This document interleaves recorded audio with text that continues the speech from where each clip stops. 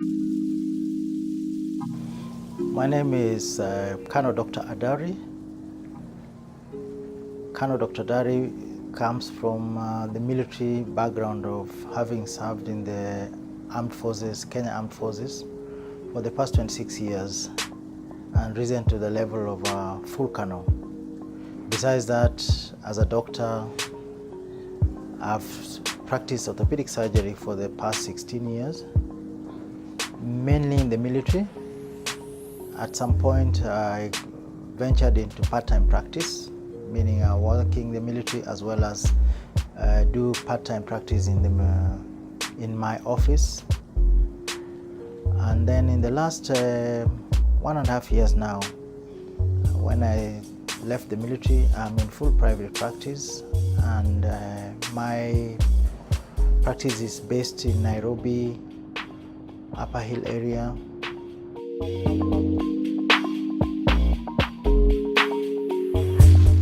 Orthobridge Institute, from its name, ortho is borrowed from orthopedics, and bridge, it's trying to bridge up a gap, meaning in our practice, I did realize that we have certain gaps that needed to be filled. So Orthobridge was conceived the moment I finished my fellowship training. My last fellowship training was in India in 2009. And thereafter I came back to the country and found out that the biggest challenge we have is in super specialization. After you have trained as an orthopedic surgeon, you need to focus on certain areas that would refine your work as an orthopedic surgeon. And that means either you go into the majors of spine surgery, or in my case, joint diseases. So I do a lot of arthroplasty, which is joint replacement surgery, and arthroscopy, which is keyhole surgery, to try and correct or treat my patients who have various ailments in that particular field.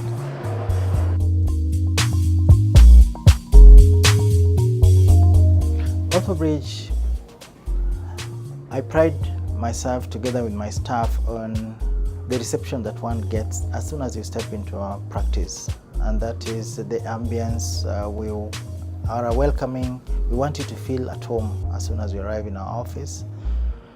We offer you a cappuccino or any type of tea that you like, just to feel at home and feel you are not coming to see a doctor, so that you are tense. And then I believe in engaging my patients a lot, having listened to their story, and then we start discussing the problem they have in a lot of detail.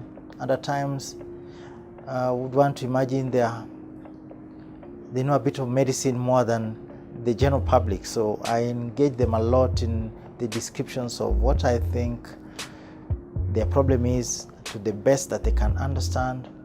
Because my experience is, the moment a patient is with you on the same page in terms of their illness, they're half treated. They'll cooperate in their care, and invariably the outcome is usually much better than a patient who is unaware of what their problem is, and they leave the office only with a prescription in their hand or a paper to go and do some investigation and such. So that is what I would say describes our Orthobridge Institute. We care a lot more. We treat the patient wholesome. We want to know what are your other problems other than orthopedic problem that brought you, that could in any way contribute to your current state of health.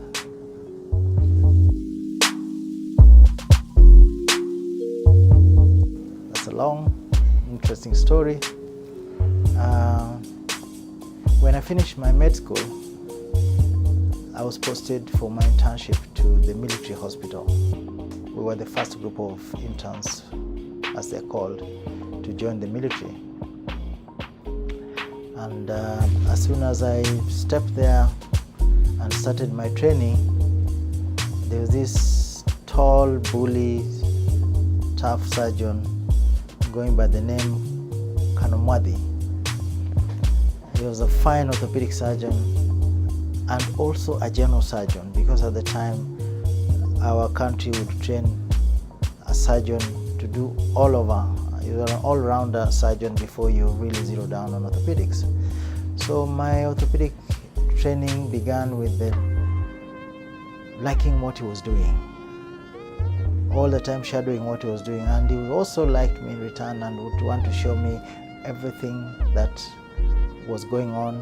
And knowing the military where trauma is really high, we get soldiers who have been injured either from road traffic accident, gunshot injuries and the like. I developed a lot of interest in orthopedics because something interesting. Orthopedics is full of hardware. Hardware starts from using metals, and then you use x-rays, so it means what you've done today, tomorrow you can actually show yourself this is what it is. So it's more or less hard evidence. Either you did it well or didn't do it well. And I do remember him testing me, giving me a chance to fix a fracture, and then the following day we look at the leg and it's all seated in an awkward manner. We try to straighten it and it's not going. So he told me, don't worry, George, this is how we learn. And that's how I started my orthopedics until the point I went for my master's program, and thereafter branched into proper orthopedics with later on advancing into fellowship training in what I do currently, which is arthroplasty and arthroscopies.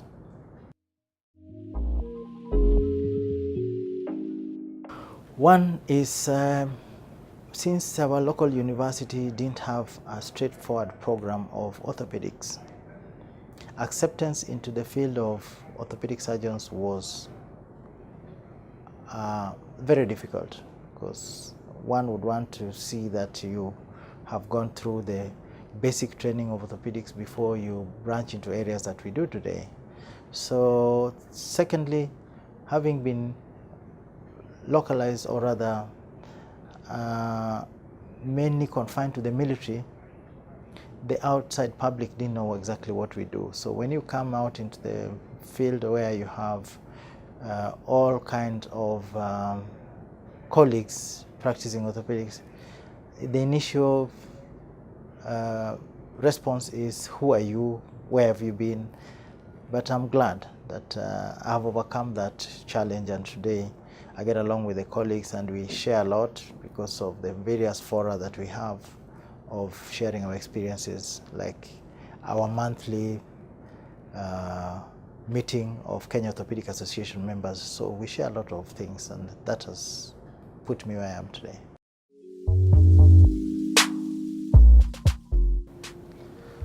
I would say the military has been an awesome experience.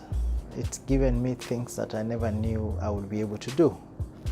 And one of them is to train you to know nothing is impossible as long as you follow the rules. So when one joins the military, the first thing that you're told is you do as you're told and you ask questions later. So the only thing I knew the moment I joined the military is to say yes, sir. In fact, a joke is said, you can be called by your boss who is kilometers away, but because of his voice, as you answer your yes, sir, you stand up. It's not there because we're used to doing that. That is how focused the training is in terms of completely what they say, they militarize your mind. They remove the civilian world out of you to make you be programmed and conditioned to act when you are required to do. And that has really had a big impact on my practice in orthopedics.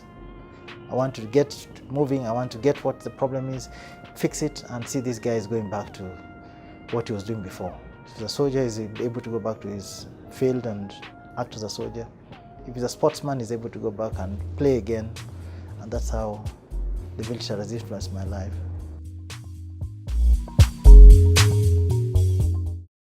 My vision for Orthobridge actually is to train younger surgeons in the field that I am in, and to make it more or less a center for fellowship training in the future, where we have